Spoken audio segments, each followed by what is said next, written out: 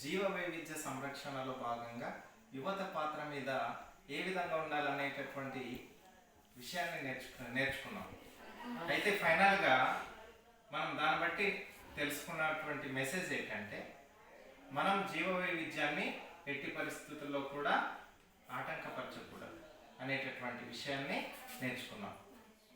కాబట్టి జీవ వైవిధ్యానికి పెంపొందించేటటువంటి నిజమైన వారసులుగా మీరు తయారవ్వాలి. నిజమైన వారసులు మీరే. ఈ జీవ వైవిధ్యాన్ని పెంపొందించుకోవడానికి గాను మన స్వామి వివేకానంద గారు ఒక అద్భుతమైనటువంటి కొటేషన్ చెప్తారు.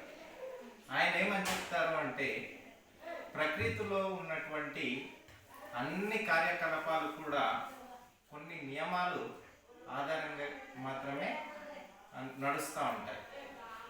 ఎప్పుడైతే ఆ నియమాలని మనం అతిక్రమించామో అప్పుడు సృష్టి అనేటటువంటిది అంతమవుతుంది అని మన స్వామి వివేకానంద గారు చెప్తారు.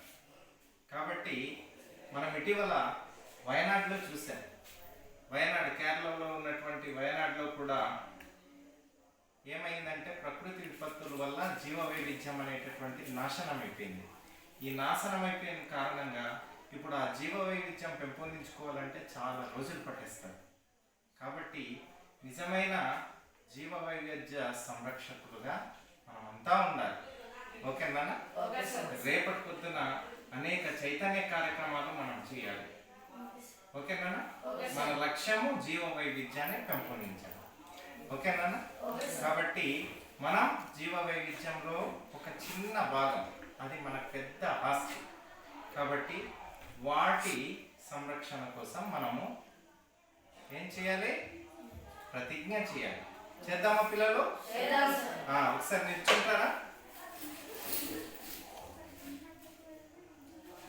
మేము జీవ వైవిధ్య సంరక్షణ భాగంలో పాలి భాగస్థులు అవుతామని అనేక చైతన్య కార్యక్రమాల్లో పాలు పంచుకుంటామని జీవ వైవిధ్యాన్ని మన జీవితంలో ఒక భాగంగా అలవర్చుకుంటామని ప్రతిజ్ఞ చేయుచున్నాం. జీవ సంరక్షణ విధానాన్ని అందరికీ తెలియపరుస్తాం. ఓకేనా పిల్లలు? కాబట్టి మనం చేసే మనవి ఏంటంటే, దయచేసి ఒకసారి అటు